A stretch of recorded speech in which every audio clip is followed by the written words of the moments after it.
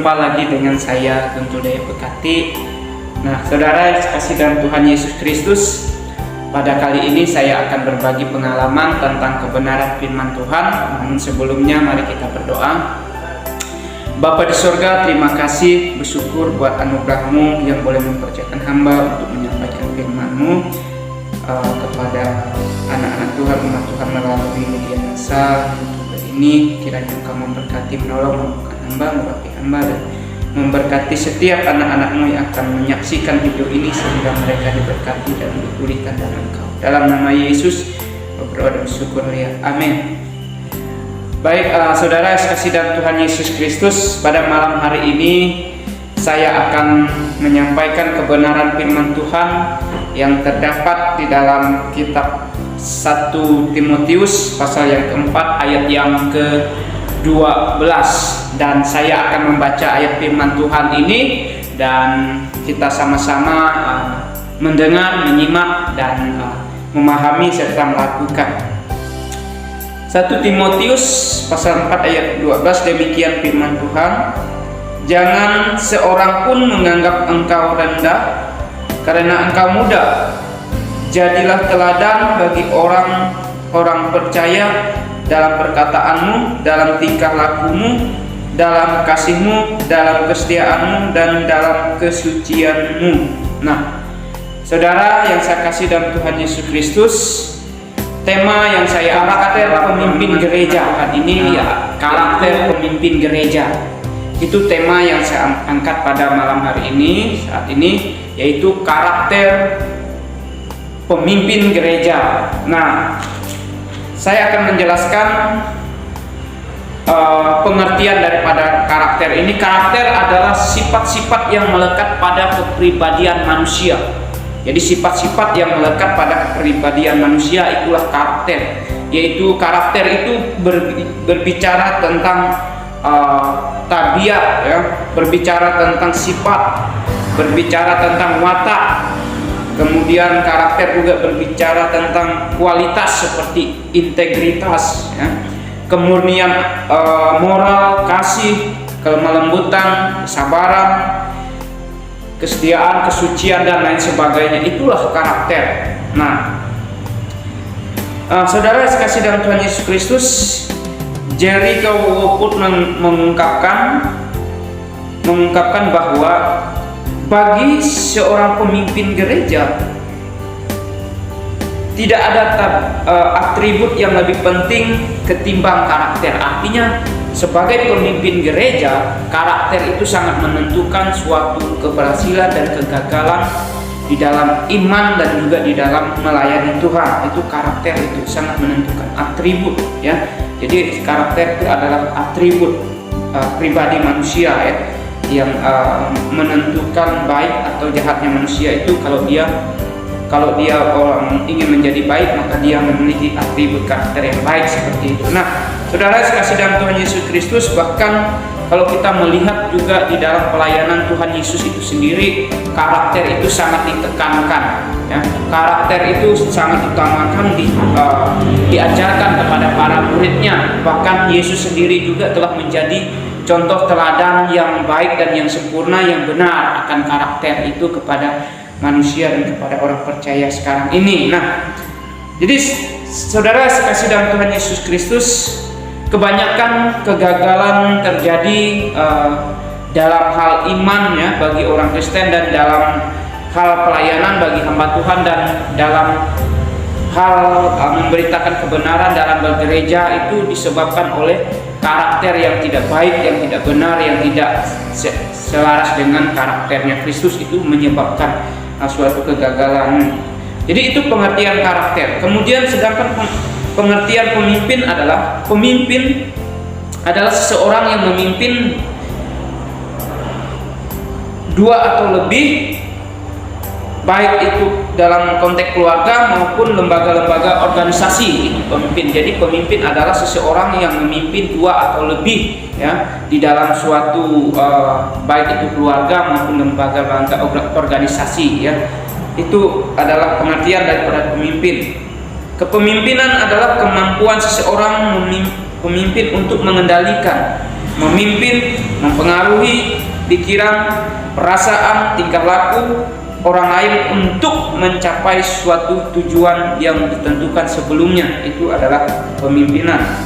Pemimpin gereja adalah pelayan-pelayan yang bekerja dengan kasih, kesukacita, sukarela,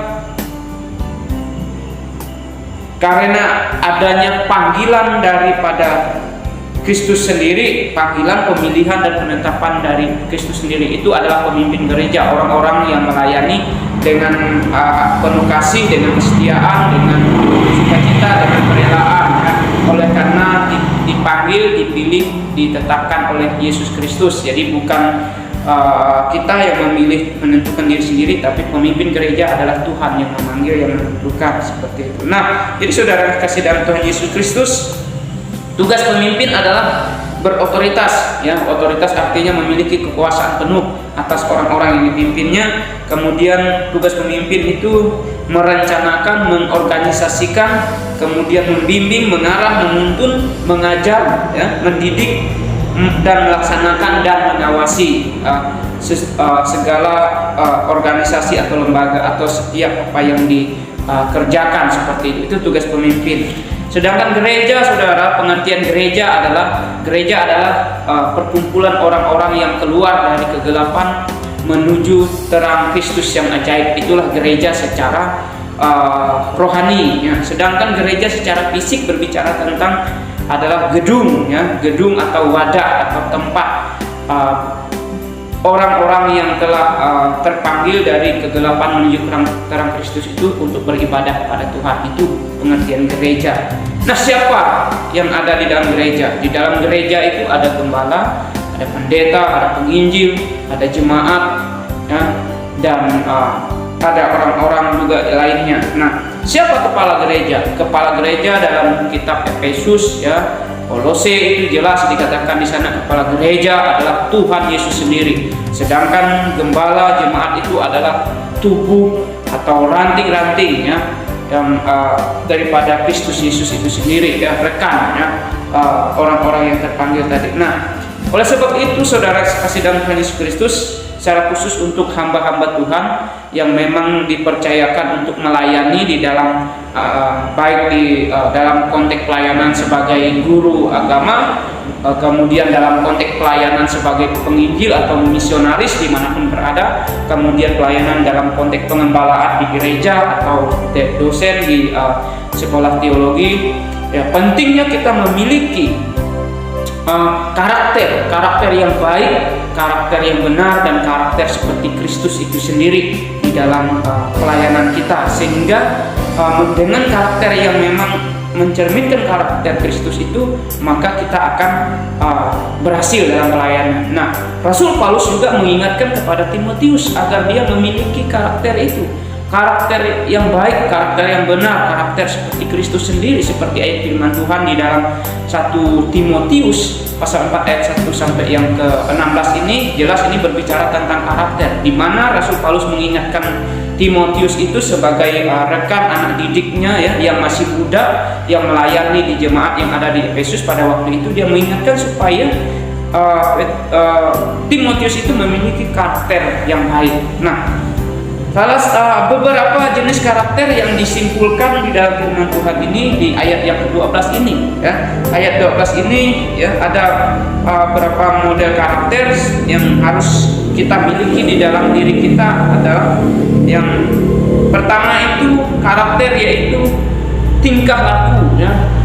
Jadi kita diminta oleh Tuhan Yesus itu supaya kita itu memiliki karakter, supaya kita bisa menjadi teladan, menjadi contoh yang baik, yang benar seperti Yesus itu sendiri. Nah, salah satunya contoh teladan yang harus kita tampilkan, yang harus hamba Tuhan pancarkan karakter Kristus adalah mengenai tingkah laku. Tingkah laku berbicara tentang sifat kita, ya, perbuatan kita, ya, pikiran kita, itu masuk ke dalam tingkah laku, ya. Kemudian di dalam tingkah laku itu karakter pertama, itu kita harus bertingkah laku dewasa, ya, dewasa secara iman, dewasa secara rohani, secara sifat dan tingkah laku kepribadian.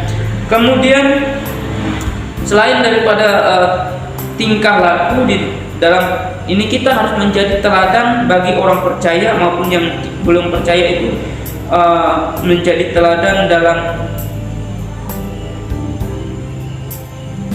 hal perkataan. Nah, saudara sekasih dalam Tuhan Yesus Kristus, hamba-hamba Tuhan dan kita semua yang percaya pada Yesus, kita harus menjadi teladan dalam perkataan. Perkataan artinya kita harus berbicara dengan benar, dengan baik, dengan jujur ya. Artinya perkataan kita ini menjadi berkat ya. Terutama dalam menyampaikan kebenaran firman Tuhan, kita harus belajar dengan baik ya firman Tuhan yang kita pelajari ini, supaya apa? Supaya setiap perkataan kita ini bisa menjadi berkat. Dan dalam berbicara apapun itu ya, usahakan supaya apa yang keluar daripada mulut kita ini menyatakan kebenaran firman Tuhan, menyatakan firman Tuhan. Lalu selanjutnya yang ketiga itu, saudara sekasih dalam Tuhan Yesus Kristus, yang perlu kita jadi teladan ini adalah teladan dalam hal kasih. Kita harus memiliki kasih Kristus ya, kasih sayang, cinta kasih seperti Kristus itu sendiri. Kasih artinya ketika kita mengasihi tidak hanya sebatas di mulut, tidak hanya kata-kata, tapi kita harus kasih dengan perbuatan kita seperti Kristus juga, bagaimana dia mengasihi manusia sehingga dia mengorbankan dirinya sebagai korban penebusan dosa ya. Itu bukti kasih yang tidak ada batasnya, kasih Allah, kasih di dalam Yesus Kristus.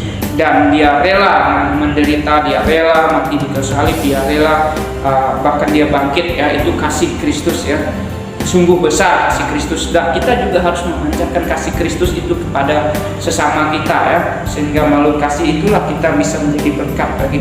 Kemudian selain daripada kasih, saudaraku, kita juga harus menjadi contoh dalam hal kesetiaan. Hal kesetiaan ini berbicara tentang ketekunan kita, setia dalam iman kita, setia dalam pengharapan kita pada Tuhan, setia melakukan firman Tuhan, setia beribadah, setia berdoa, setia hidup dalam kesucian, dan setia memberitakan kebenarannya. Itu setia, kita harus tekun sampai selamanya. Harus setia apapun tantangan, masalah yang kita hadapi, kita tetap setia ya kepada Tuhan Yesus dan melayaninya. Kemudian selain dalam kesetiaan, juga di sini dikatakan kita harus menjadi teladan dalam hal kesucian. Kesucian ini berbicara tentang kepribadian kita ini, bagaimana kita harus hidup suci ya, tidak bercela ya. Kita harus hidup selaras dengan firman Tuhan. Kita tidak lagi melakukan dosa-dosa ya, baik dalam hal apapun itu kita harus suci, kudus. Kemudian kita harus mengkhususkan diri kita ini untuk melayani Tuhan, untuk menyatakan kebenaran firman Tuhan. Nah, jadi bagian-bagian ini yang saya bagikan untuk kita, dan aplikasi penerapan inti daripada pengajaran ini, saudaraku, selaku kita pimpinan gereja ya, selaku kita hamba Tuhan, kita harus memiliki karakter yang baik, yang benar seperti Kristus ya.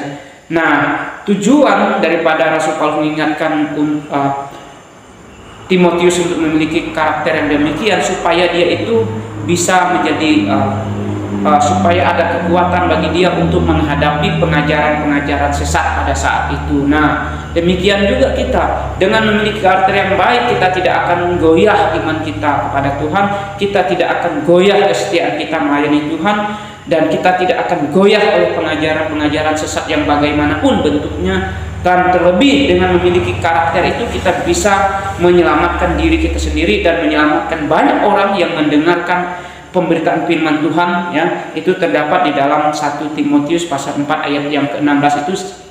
Ingat, kita harus menjadi teladan ya. Awasi diri kita ya, sikap tingkah laku kita, karakter kita, dan juga awasi pengajaran kita. Baik, demikian firman Tuhan yang dapat saya sampaikan. Kiranya firman Tuhan ini menjadi berkat bagi kita.